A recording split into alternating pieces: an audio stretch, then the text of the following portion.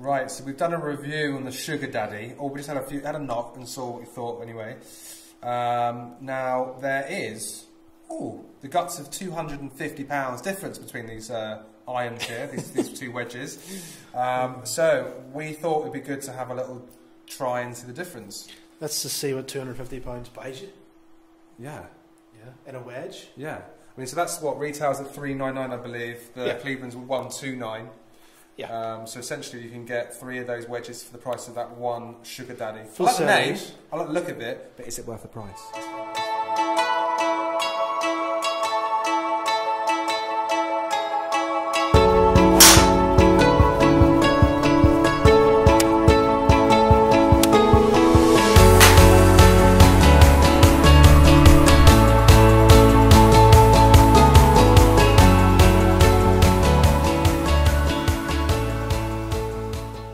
Okay, Gareth, what are you going for first, mate? Sugar Daddy. Sugar Daddy, here we go.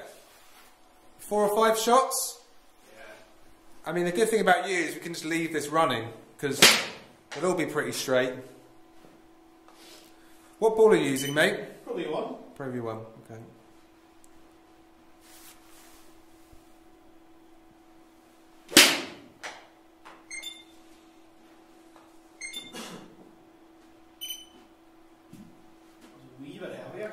A little heavy.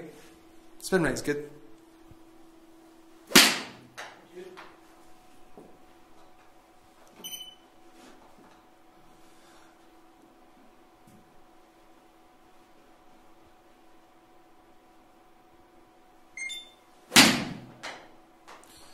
So I know I've done a review, but feel-wise, look-wise, I know you like the look of it. How's it feel? It's good. Doesn't feel any different or any... Just feels the same as what I use at Hockey. Yeah. Just feels the same. Okay. Very similar. Go one more. Yeah.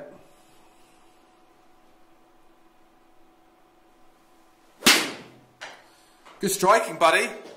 I think they probably, there's been quite a lot of development on wedges, and I think, with Vokey and Cleveland being so good and having various patterns out, I think they've pretty much cracked it now, mate, to be honest with you, wouldn't you say?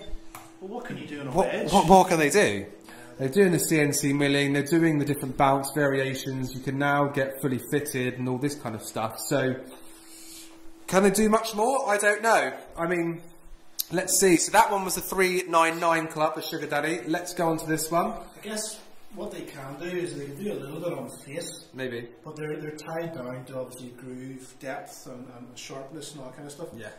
They can do a little bit on bounce and turf interaction, but and they do a lot actually on the weighting? Yeah, on the weighting. Yeah. Yeah, they put some weight here for MOI. Yeah, So. Cleveland? Cleveland. Right away, the first thing I notice, it almost looks like the grooves are closer together. Oh, really? Or there's more grooves. Interesting. Now, I'm not going to say go and count the grooves. No, but should we compare them? Just have a look at both. Bearing in mind they're both CNC mills. You're right, mate. Look at that. There's a huge amount of difference. Isn't there? Way tighter. Yeah. Well, there's more grooves. I don't know, but would that generate more spin? Potentially. Now I know with the Sugar Daddy they've stated that the grooves are spaced quite traditionally to save the ball, essentially. Right. Whereas with these guys, with Cleveland, maybe that's not the most important factor for them. Okay. So yeah, have a crack, mate. Well, if you bought that wedge, you couldn't afford balls. yeah, exactly, true. I'm sure you have a few dozen Pro Vs in the office.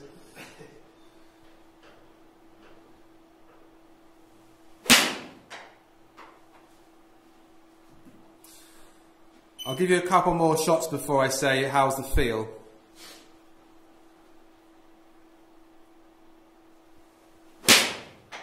Right, how's the feel? I'll give you one more shot. How does that feel? Softer, harder, similar, exactly the same? It feels lighter. Lighter, okay. It feels softer. Okay. Marginally. Okay. But very, very similar in feel. It just feels a little bit lighter. Now, bearing in mind, these are the same lofts. Yeah. Nothing's changed. There's a slightly different shaft, must admit, but they're very similar. Yeah. It feels like the head's lighter. Yep.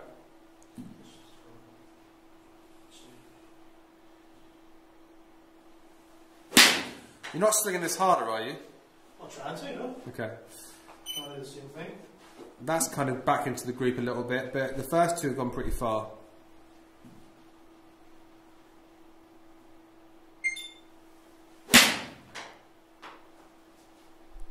One more? Maybe two. Do two more, because that last one may have been a bit heavy. The one before this.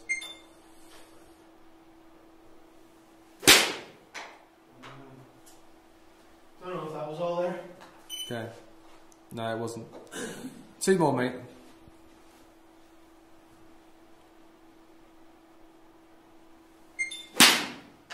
Sounding good?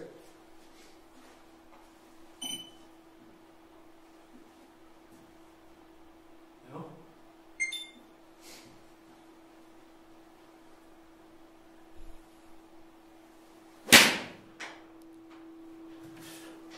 Ah, that's perfect.